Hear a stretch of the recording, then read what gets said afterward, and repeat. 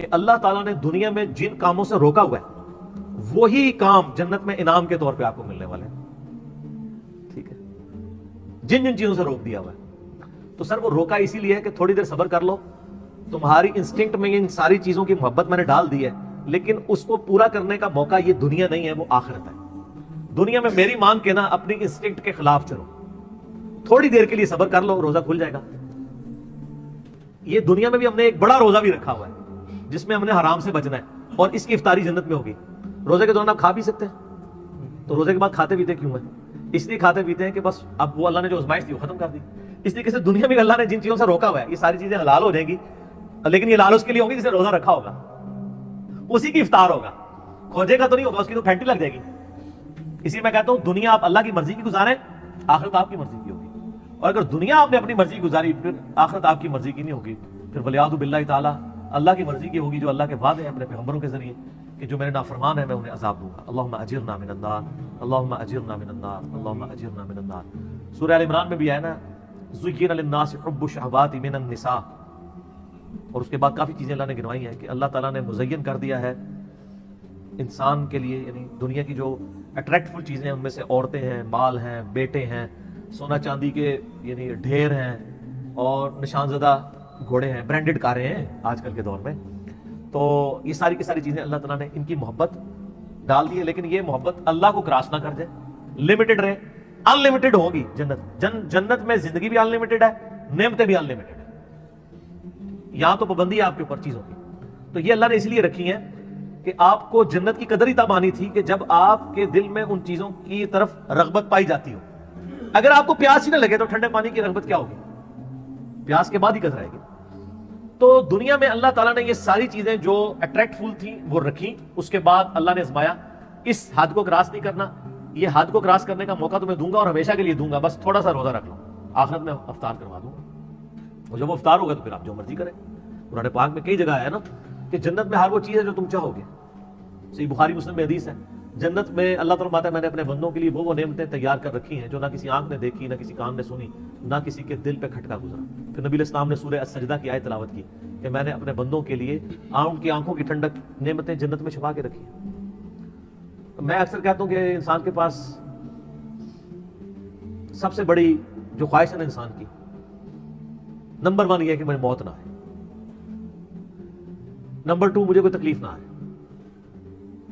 Number 3 میں بوڑھا نہ ہوں, ہمیشہ انجوائے کرتا رہوں ینگ ایج. یہی ہے نا 3 خواہشات. اگر یہ 3 چیزیں دنیا میں آپ کو مل رہی ہیں تو سر خدا کو پھر کس نے رسپانس کرنا ہے؟ آپ سے میں بھی پوچھ لیتا ہوں, اگر آپ کو کوئی مصیبت پریشانی نہ آئے, آپ بوڑھے نہ ہوں اور آپ کو موت بھی نہ آئے, تو خدا کی ضرورت ہی نہیں. اور خدا میں یہی کوالٹیز ہیں کہ اس کو موت نہیں آتی ہے, اس پہ کبھی زوال نہیں آتا, اس لیے خدا کسی کا محتاج نہیں ہے نا. ہماری ضرورت خدا ہے لیکن ہم خدا کی ضرورت نہیں. اللہ کہتا ہے میں غنی ہوں. اور جنت میں آپ کو یہ تینوں خواہشات اللہ نے جنت میں جاتے ہی جو آپ کو پہلے سمجھ لینا 3 جو تمغے ملنے ہیں نا وہ یہی ہیں. صحیح مسلم میں حدیث ہے, اعلان ہوگا جنتی ہو تو میں مبارک ہو. جنت میں انٹر ہوتے ہی آج کے بعد کبھی مرو گے نہیں, ہمیشہ زندہ رہو گے.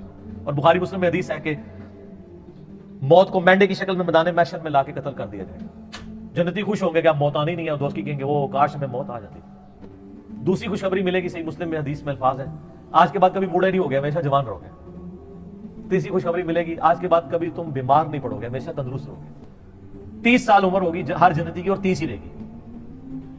اور چوتھی خوشخبری اتنی بڑی ہے کہ آج کے بعد اللہ تم سے ناراض نہیں ہوگا, ہمیشہ ہی راضی رہے گا.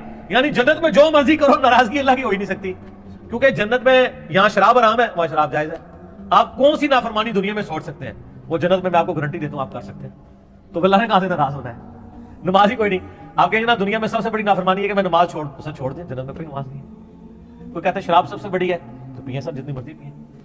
کوئی کہتا ہے عورت کی طرف رغبت ہے, تو سب جتنی مرضی عورتیں, ٹھیک ہو گیا. لیکن یہ روزہ ادھر رکھنا پڑے گا, اور یہ اللہ تعالیٰ نے ویسے آزمائش میں ڈالا ہے, اس میں کوئی شک نہیں ہے. صحیح مسلم میں حدیث ہے کہ نبی علیہ السلام فرماتے ہیں اللہ تعالیٰ نے جنت کو ناگوار چیزوں سے ڈھانپ رکھا ہے.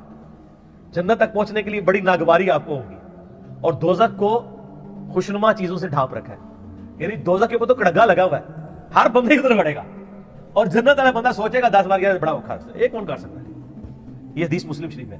اس کی ایکسپلینیشن ایک حدیث ہے ابو داؤد میں, سنن نسائی کے اندر, سنن ابن ماجہ میں بڑی ڈیٹیل حدیث ہے. یہ ساری حدیثیں آپ کو مشکات کی تیسری جلد میں جنت والے چیپٹر مل جائیں گی. وہ بڑی مزے کی حدیث ہے کہ اللہ تعالیٰ نے جب جنت کو پیدا فرمایا نا تو حضرت جبرائیل کو کہا ذرا جنت دیکھ کے آؤ.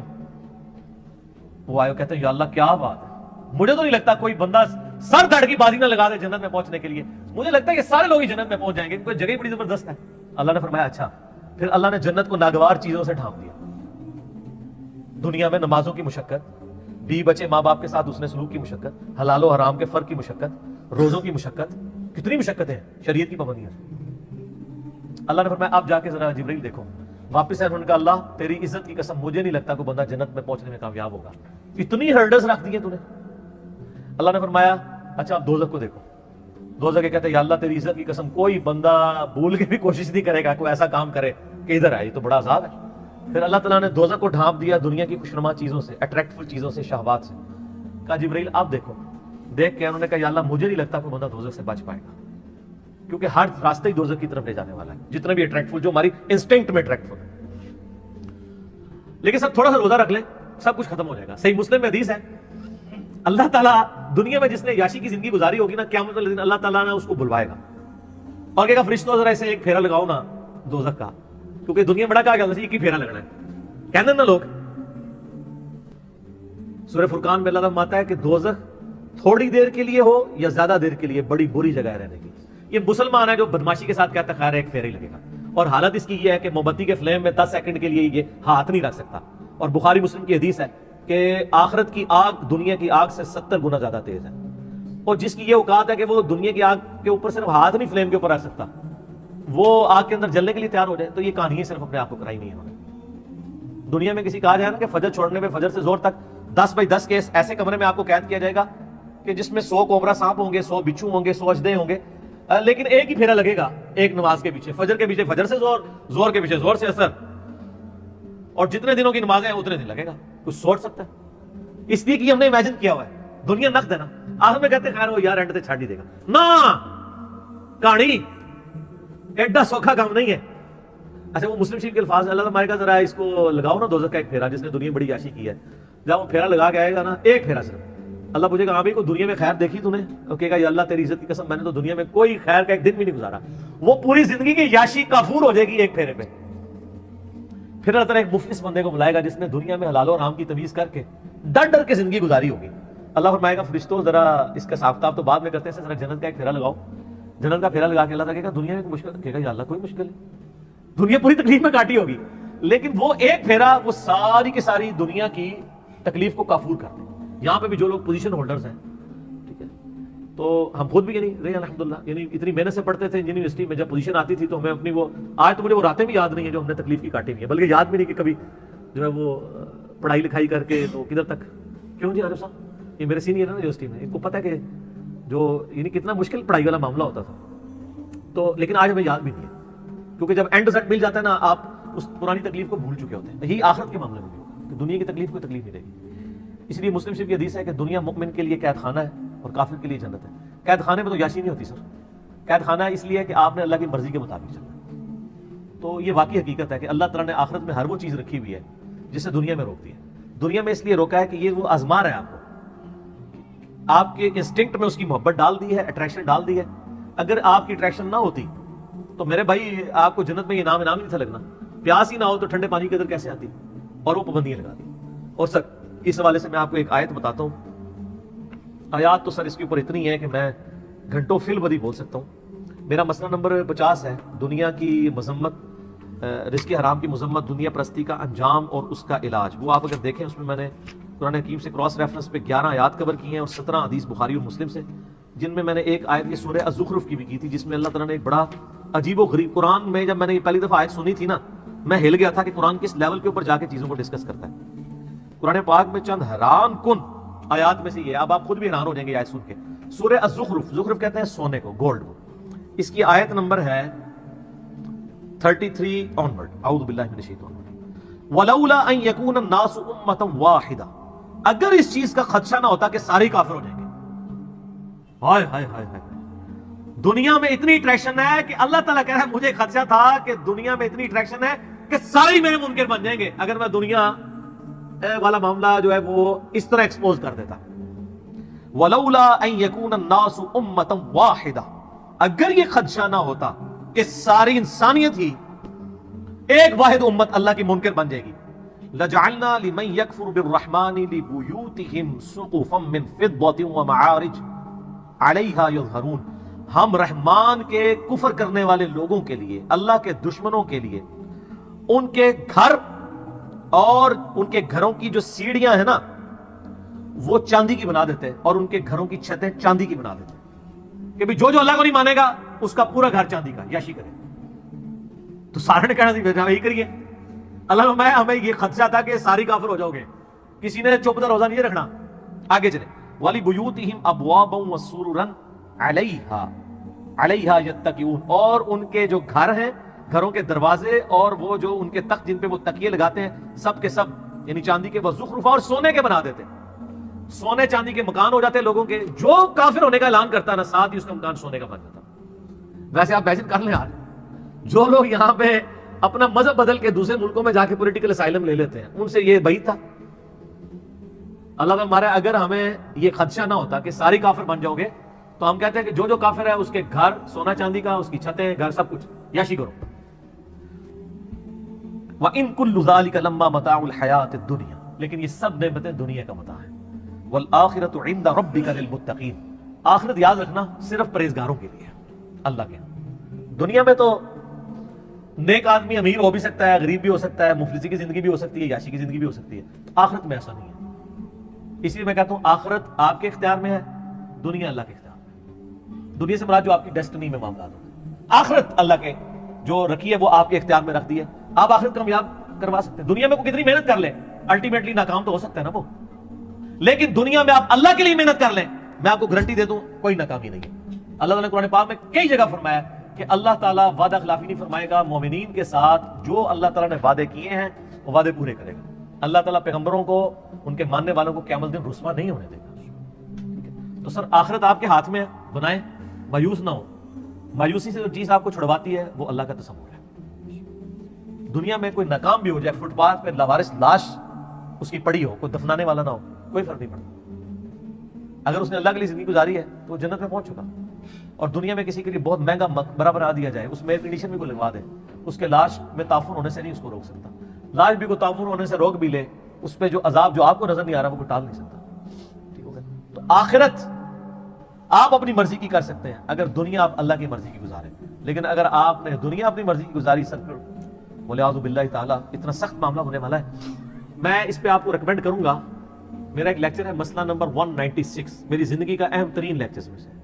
کاش میں دنیا میں واپس جا سکتا، ایک دفعہ لیکچر دیکھ لیجیے گا، قرآن پاک کی کئی آیات میں نے اس میں کراس ریفرنس کے طور پہ کور کی۔ کاش میں دنیا میں واپس جا سکتا، یہ قرآن کی آیات ہے کہ دوست کی جب دوزخ میں پہنچے گا نا تو کہے گا کاش ایک موقع مجھے مل جائے کہ میں دنیا میں واپس آ جاؤں۔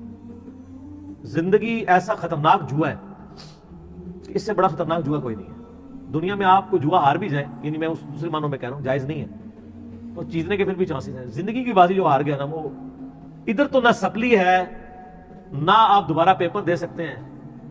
جو جیت گیا وہ جیت گیا، جو ہار گیا وہ ہار گیا۔ اس لیے کہا گیا قرآن پاک میں یوم التغابن، جیت اور ہار کے فیصلے کا دن ہے قیامت کا دن۔ ٹھیک ہے، بہت سیریس معاملہ ہے، بہت زیادہ سیریس ہونے کی ضرورت ہے، اور اس کو اپنے دماغ پہ سوار کرنے کی ضرورت ہے۔ میں آپ سے سوال کرتا ہوں کہ 1 ارب روپیہ کسی کے پاس ہو اور اسے کہا جائے کہ 1 روپے اس میں سے مجھے دے دو، باقی تم رکھ لو، وہ فائدے میں ہے یا وہ شخص جو کہ میں نے 1 روپے کی حفاظت کرنی ہے چاہے ارب روپیہ باقی مجھ سے جاتا رہے، وہ عقل مند ہے؟ تو سر دنیا کی زندگی تو 1 روپیہ بھی نہیں ہے اربوں سال کی زندگی کے مقابلے پہ، یہ 1 سال بھی نہیں بنتا، اور یہ تو قیامت کے مقابلے میں 3.5 منٹ کی زندگی ہے۔ قیامت کا دن 50,000 سال کا دن ہے، اور اگر ایوریج لائف آپ کی 60 سال بھی لگائی جائے، 60 سال کا کمپیریزن قیامت کے دن کے ساتھ 3-3.5 منٹ بنتا ہے۔ اور صحیح مسلم کی حدیث ہے کہ نبی اسلام نے فرمایا کہ آخرت اور دنیا کی مثال اس طرح ہے کہ تم میں سے کوئی شخص سمندر میں انگلی ڈبوئے، اس کے ساتھ جو پانی لگے وہ دنیا کی زندگی ہے، اور آخرت انفینٹ لائف۔ یہ میری باتیں ان لوگوں کو زیادہ سمجھ آ رہی ہوں گی جن کی داڑھیاں سفید ہو چکی ہوئی ہیں، تھوڑی بہت تو میری بھی ہو گئی ہے۔ جو 60+ بخاری مسلم میں حدیث ہے نا کہ اللہ تعالیٰ نے جس کو 60 سال عمر دے دی اس پہ اللہ نے حجت تمام کر دی، اس کا کوئی ایکسکیوز باقی نہیں رہے گا اللہ کے پاس۔ ویسے تو 40 والے کا بھی نہیں ہے, لیکن 60 والے کا کیا پتر تو گل بھی نہیں کرنی, تھوڑے سن سمجھنے کے لیے, بات پہنچانے کے لیے تو بات سمجھ سکتا تھا. تو لیکن یہاں ہم نے یہ دیکھا ہے جو کوئی بوڑھا ہوتا ہے تو ہی اس کی وہ خواہشات جوان ہوتی ہیں. بخاری مسلم دونوں میں حدیث ہے, نبی علیہ السلام فرمایا کہ ابن آدم کے پاس سونے کی 2 وادیاں ہونا, وہ کہے گا تیسری بھی آ جائے, اس کا پیٹ صرف قبر کی مٹی بھرے گی. کتنے سخت الفاظ ہیں. پھر نبی علیہ السلام کی ایک حدیث بخاری مسلم دونوں میں آپ نے تلاوت کی, الہاکم التکاثر حتی زرتم المقابر, یہ آپ نے آیات تلاوت کی. پھر آپ نے فرمایا انسان کہتا ہے میرا مال میرا مال میرا مال. اوے تیرا مال تو وہ ہے جو تو نے کھا پی لیا یا پہن کر بوسیدہ کر لیا یا اللہ کی راہ میں خرچ کر کے آخرت کے لیے محفوظ کر لیا, باقی تو تیرے ورثاء کا مال ہے. تو آپ کا مال کون سا ہے؟ نمبر 1 جو آپ نے کھا پی لیا اور جو پہن لیا, اور تیسرا وہ جو اللہ کی راہ میں خرچ کیا, وہ آخرت میں اللہ نے 700 گنا کر کے اس سے بھی زیادہ لٹانا ہے. اور ایک اور حدیث ہے, نبی علیہ السلام فرمایا انسان کے 3 دوست ہیں, جو 3 دوست ہیں, 2 دوست انسان کے قبر تک جاتے ہیں, ایک ہی قبر کے اندر جاتا ہے, وہ 2 واپس آ جاتے ہیں, اس کا مال اور اس کی اولاد واپس امان ساتھ جاتے ہیں. بخاری مسلم میں حدیث ہے, اے اللہ محمد اور آل محمد کو بس اتنا ہی دینا کہ ان کی روح اور جسم کا رشتہ برقرار رہے. سر وہ جو آج حدیث بھی ہے سورہ تحریم میں, بخاری مسلم میں الفاظ ہیں, حضرت عمر حضور کو ملنے کے لیے گئے, جسم پہ چٹائی کے نشانات تھے, رونا شروع کر دیا کہ کیسروں کس طرح دنیا کے مزے لوٹ رہے ہیں, اور آپ اللہ کے پیغمبر ہو کے اس فقر کی زندگی میں. آپ فرمایا لگتا ہے عمر تیرے پہ حقیقت دنیا کی ابھی بھی نہیں کھلی. حضرت عمر پہ اس بات پہ ڈانٹ, یار یہ حضرت عمر کی خواہش کتنی معصومانہ سی خواہش تھی کہ یار میری نبی کے جسم کے اوپر والے حصے پہ کپڑا تو کم از کم ہوتا, بستر تو ایک نرم ہوتا, کپڑا بھی نہیں تھا تبھی جسم پہ چٹائی کے نشان دیکھے. اس معصومانہ خواہش پہ بھی ڈانٹ پڑ گئی کہ یار تجھے دنیا کی سمجھ نہیں ہے, یہ بھی کیا تو نہیں چاہتا کہ کیسروں کس طرح دنیا کے مزے لوٹے اور آخرت کی سعادت. یہ ٹریننگ نبی علیہ السلام نے صحابہ کرام کی تھی. لیکن یہ عجیب معاملہ ہے کہ جس دین میں اتنا زہد ہو, دنیا کو 3 طلاقیں دی ہوئی ہوں, اس دین کے ماننے والے دنیا کے کتے بن چکے ہیں, اور وہ مال کمانے کے لیے کچھ بھی کرتے ہیں. بڑی حیران کن بات ہے. جن کے پیغمبر کی اتنی زہد کی تعلیمات ہوں, انہوں نے اتنا کچھ سکھایا ہوا ہو. یہ تو ایک ایسا ٹاپک ہے, نہ ختم ہونے والا ہے, اس میں گھنٹوں بولا جا سکتا ہے. میں اسی پہ اکتفا کرتا ہوں کہ یقیناً اللہ تعالیٰ نے جو نعمتیں دنیا میں رکھی ہیں, اور ان نعمتوں کو بڑا لمیٹڈ رکھا ہے اور کئی معاملات میں روک دیا ہے, وہ انعام کے طور پہ ملیں گی. تو یہ روزہ انشاءاللہ جنت میں جا کے افطار کریں گے انشاءاللہ, نبی صلی اللہ علیہ وسلم کے ساتھ انشاءاللہ.